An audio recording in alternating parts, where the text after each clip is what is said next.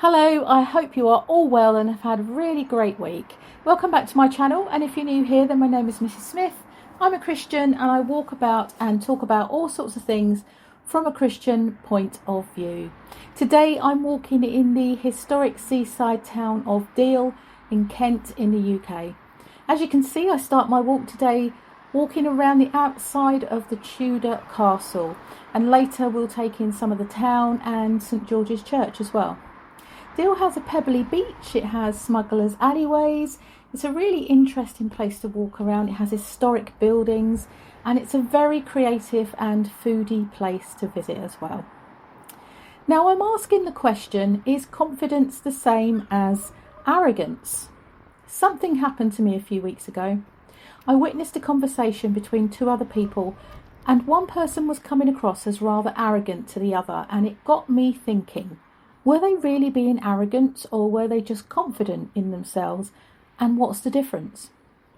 We've all met someone, haven't we, who walks into a room and instantly demands attention.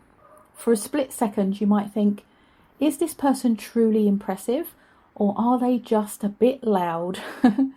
Because while confidence and arrogance are psychologically and spiritually opposite, they can look very similar on the surface because both involve belief and assertiveness.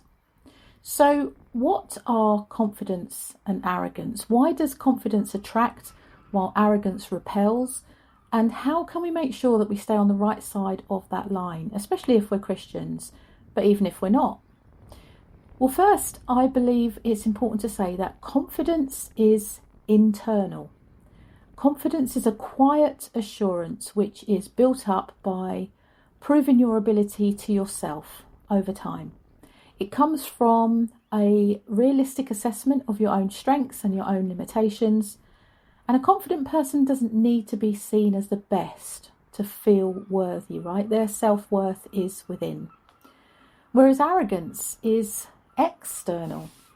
It's an inflated self-image, sometimes used as a mask, sometimes used to hide deep-seated insecurities.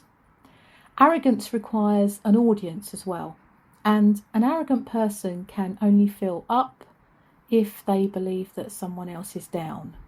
So confidence is positive and arrogance is negative.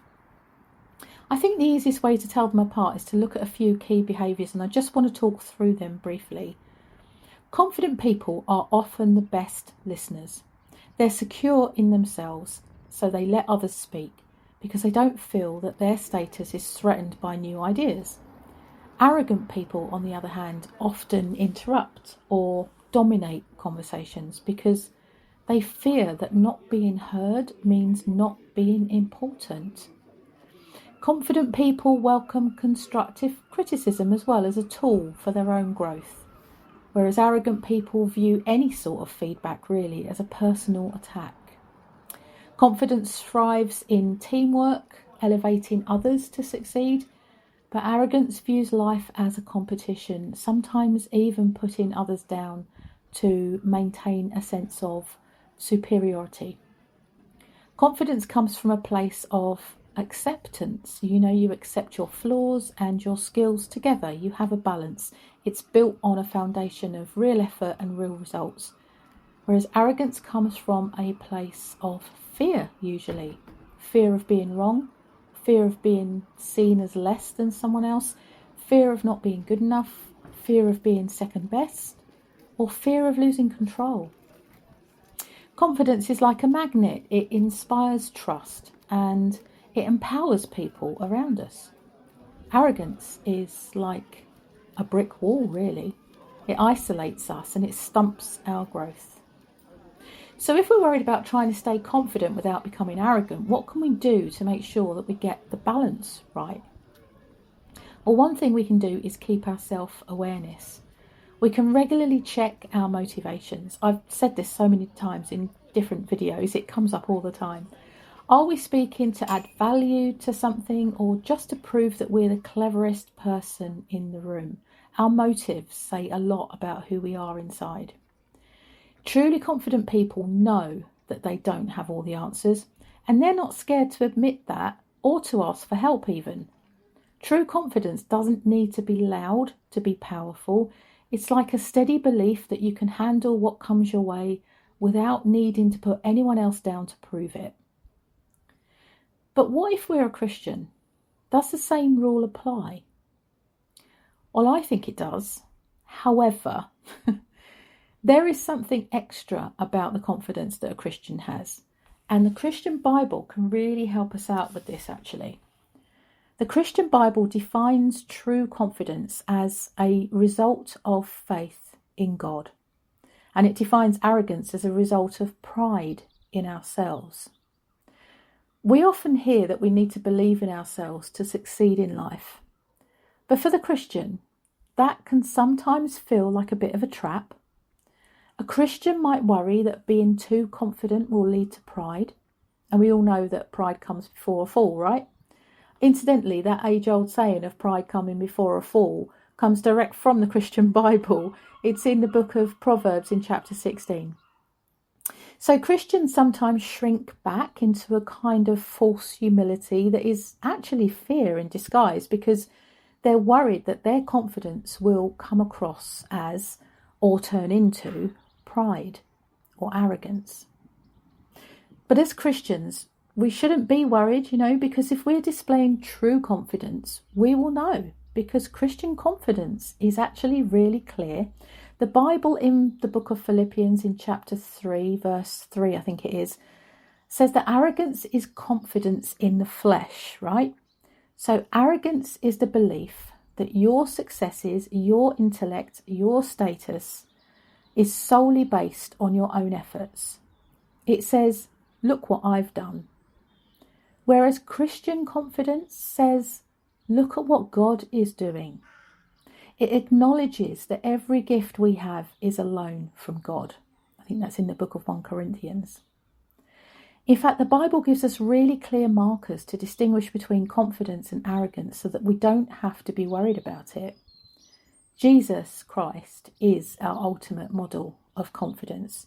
He had the authority of God, but he used it to wash people's feet. That's in the book of John, chapter 13. Confidence empowers us to serve. Arrogance demands that we are great and we should be served. Arrogance thrives on comparison and feels threatened by other people's successes. But Christian confidence realizes we are all fearfully and wonderfully made by God. That's in Psalm 139. And therefore we can celebrate others' successes because our value is already secure in Jesus. Now, before you all start shouting at the screen, does that mean that you don't get arrogant Christians? Well, no, sadly not. It doesn't. They exist.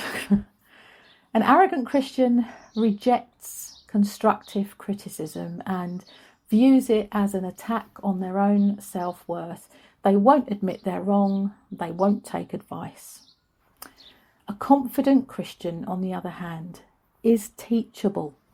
They know that growth is part of their faith journey and they welcome it because they know it will bring them closer to God, and they have confidence in God. And that's the difference. You've only got to look at the story of young David and big Goliath, actually, in the Christian Bible. David's older brother, Eliab, accused David of insolence and pride of heart when David offered to go and fight Goliath. If you want to read about that, it's in the book of 1 Samuel. I think it's chapter 17 or thereabouts. But David wasn't arrogant. Arrogance would have been David trusting in his own strength, in his own abilities. But instead, David's confidence was rooted in his history with God. David said, "The Lord who delivered me from the paw of the lion will deliver me from the hand of Goliath." David had confidence in God's ability, not in the aim of his own slingshot. There is an author that I'm sure you've heard of called C.S. Lewis, who famously suggested that humility isn't thinking less of yourself. It's thinking of yourself less. I just want to repeat that because it's really quite a special sentence and it's really quite important. Humility isn't thinking less of yourself. It's thinking of yourself less. In other words, putting others first, right? And that is what David did. He knew he couldn't beat Goliath on his own, no matter how many stones he threw at him. But he knew that God could beat Goliath. And so David trusted in and had confidence in God, not in himself. So if we're a Christian, we should find it incredibly easy to distinguish between confidence and arrogance. Our confidence should be in God, in God's strength, in God's power, in God's ability. And therefore we don't have to worry about having confidence in ourselves, because our confidence should be in the God who sustains us, who helps us, who supports us, who we can lean on, who we can trust. And you know what?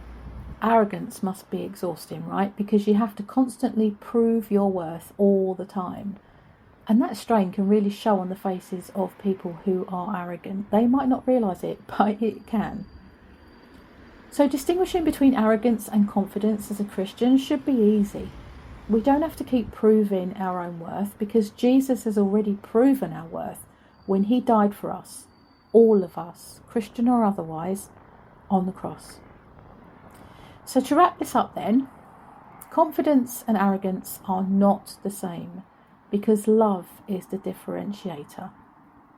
Arrogance loves its own image and puts that first. Confidence loves others and puts them first. And Christian confidence also loves God and others and puts them both first. So it's not that difficult really to know the difference. So we can stand tall and be confident without fear of it being arrogance, not because we are great, but because the God who is with us is greater, and certainly greater than anything we'll ever have to face. And that is worthy of our confidence. Thank you so much for joining me on another walking and talking video today. I do hope you have enjoyed it. And if you have, please do hit that thumbs up button for me.